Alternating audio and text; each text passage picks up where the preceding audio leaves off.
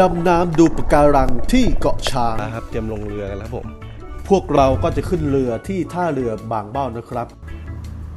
เวลาออกเดินทางก็ประมาณเที่ยงครึ่งกว่าๆนะครับ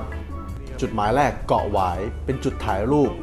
พี่ๆไต่เรือได้พาเรามาที่นี่เป็นที่แรกครับที่นี่ไม่มีอะไรมากครับเป็นชายหาดสีขาวแล้วก็ถ่ายรูปกันเล่นเฉยๆครับมีที่พักด้วย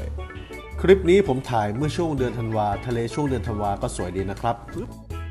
เพื่อไม่ให้เป็นการเสียเวลาไปดำน้ำกันดีกว่าครับทุกคน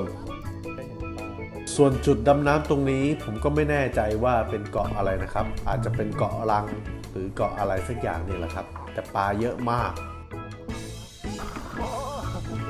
ผมเข้าไปใกล้ผมนึกว่าปลาเปรัญญานะฮะ